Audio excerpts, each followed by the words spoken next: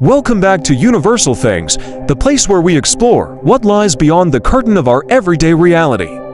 Whether it's cosmic questions, hidden truths, or the darkness that lives within us, you're in the right place. If you're curious about what happens when we sleep, and what might be waiting for us in that half-conscious void, then this video is for you. Before we start, hit that like, comment, share, and subscribe to Universal Things. This helps us reach more curious minds like yours, and tonight's topic might just explain something that's been haunting your dreams. Let me ask you something. Have you ever woken up, completely aware, but frozen in place? Eyes open, heart pounding, breath shallow, and something is in the room with you, watching, waiting, pressing down on your chest. You want to scream, but you can't. This isn't a nightmare, you're awake. You've entered the terrifying realm of sleep paralysis. Tonight, we're going to explore every terrifying, fascinating, and eye-opening layer of it. From ancient myths to modern science, from real encounters to proven solutions. You will leave this video not only understanding what sleep paralysis is, but knowing how to stop it. Let's begin. Sleep paralysis is a phenomenon that occurs when your brain wakes up from the dream state, but your body doesn't. In this in-between stage, you find yourself conscious, but immobile, aware of your surroundings, yet unable to move or speak. During REM sleep, the stage where dreaming happens, your body is naturally paralyzed to stop you from physically acting out your dreams. This paralysis is controlled by the brain stem. But sometimes, there's a glitch. Your mind wakes up, but the body stays frozen in REM's grip. The result, you are trapped between worlds. Still dreaming, still hallucinating, but also aware. What makes it so terrifying is that these hallucinations feel hyperreal. Your bedroom becomes a nightmare chamber. The air feels thick, your limbs weigh 1,000 pounds. And worse, many people report the presence of something evil in the room, something watching or approaching. That's why so many people believe it's not just a brain malfunction, but something darker. Long before sleep paralysis had a scientific explanation, people told stories. And despite cultural and geographic differences, these stories often sound the same. In Scandinavian folklore, the mare, a malicious spirit, sits on your chest while you sleep, crushing your breath. This is where we get the word nightmare. In Japan, it's called kanashibari, a condition believed to be caused by spirits punishing you for past misdeeds. In Thailand, it's Phai Am, a ghost that sits on your chest, causing sleep paralysis and sometimes death. In Brazil, people fear the pisadera, a crone who tramples on the chest of sleepers. In Nigeria, it's believed that sleep paralysis is caused by a spiritual attack from witches or demons. In Islamic cultures, it's often blamed on a jinn, a supernatural being of fire and smoke that can possess or paralyze humans. Even in the modern West, stories persist, but now we talk about shadow people, aliens, or interdimensional beings. It seems like humanity, throughout history, has encountered something and interpreted it through the lens of culture, religion, and fear. Could all of these be just hallucinations, or could sleep paralysis be a gateway to something that science has yet to explain? Now, let's explore some real accounts, chilling moments of sleep paralysis experienced by ordinary people. These are not urban legends or scripted horror tales. These are the whispered truths from bedrooms across the world. One case comes from Illinois. A 24-year-old woman named Maggie once described a night she would never forget. It was 2:46 a.m. when she suddenly regained consciousness in her bed. But something was wrong. She couldn't move.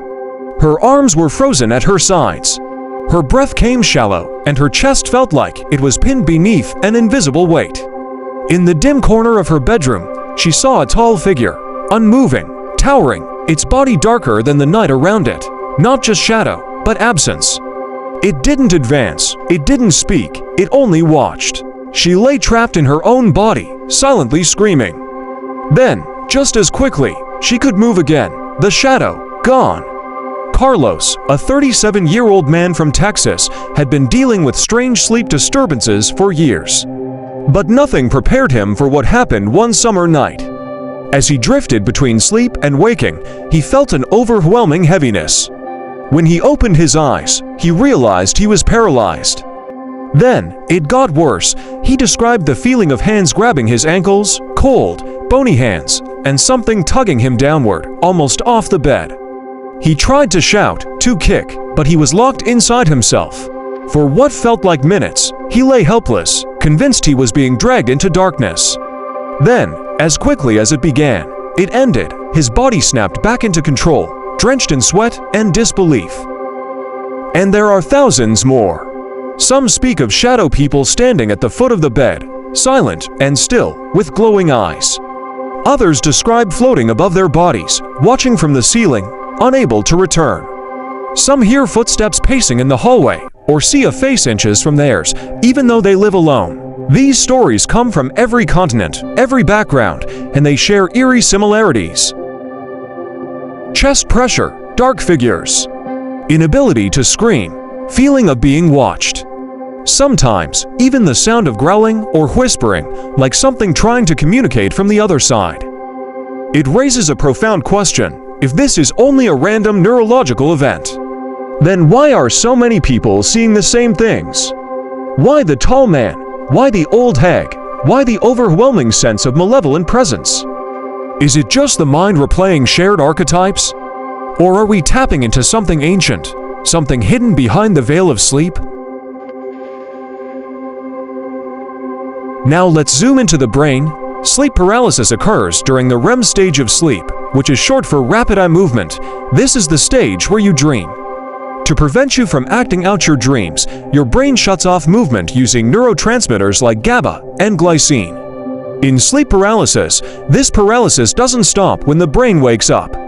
So your mind is conscious, but your body remains immobile, still chemically locked down. Your breathing may feel shallow because your chest muscles are relaxed. Your heart races due to panic.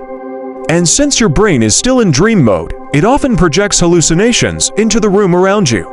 These hallucinations, whether a shadowy figure, demonic face, or ghostly sound, are the result of your brain's fight or flight response misfiring in the dream state. The amygdala, the fear center of the brain, is activated. And since you're paralyzed, your fear intensifies. Common triggers include irregular sleep schedules, high stress or anxiety, sleep deprivation, substance use, sleeping on your back, PTSD or trauma, shift work or jet lag, narcolepsy. And while the science is clear, sleep paralysis is not dangerous. The experience can feel as real and terrifying as anything you've ever known. So how can we stop it? The answer lies in building good sleep hygiene and managing stress. Here are 10 ways to prevent sleep paralysis. Stick to a consistent sleep schedule. Going to bed and waking up at the same time trains your brain. Get 7 to 9 hours of sleep every night. Reduce caffeine and alcohol, especially in the evening. Avoid screens before bed. The blue light disrupts your melatonin production. Create a calming bedtime routine, meditation, reading, or soft music. Sleep on your side, not your back, as studies show it helps reduce episodes. Manage your stress. Unresolved anxiety is a major trigger. Exercise regularly, but not too close to bedtime. Keep your room cool and dark. Ideal sleep conditions. Write down your fears or dreams. Sometimes, just getting them out helps. If you're in the middle of an episode, do this. Focus on wiggling your fingers or toes. Small movements help break paralysis. Try to blink rapidly. It can reset your consciousness. Control your breathing. Slow, deep breaths reduce panic. Remind yourself, this will end. It's not real. I'm safe. You are not being attacked. You are not cursed. Your brain is confused, but you are in control. But even when you understand all of this, the terror doesn't go away. Because the brain is a powerful illusionist. Sleep paralysis feels real because the same regions involved in dreaming, sight, sound, and emotion are active, but now without the buffer of unconsciousness. The fear is real. The shadows look real. The voices sound real. Even scientists, after experiencing sleep paralysis, confess that it's hard to dismiss. Something ancient, Something primal feels activated. Maybe sleep paralysis is just a neurological hiccup. Or maybe, just maybe, it's a glimpse beyond the veil, a moment where the mind steps into a space we're not meant to see. You made it! We've journeyed through ancient myths, real-life horrors, hard science, and practical solutions. Sleep paralysis is terrifying, but it's also understandable, preventable, and survivable. You are not alone. Millions of people have experienced what you felt. The fear, the presence, the silence. But now you have power. Power to understand it. Power to stop it. Power to help others by sharing your story. So, if you've ever experienced sleep paralysis, tell us about it in the comments.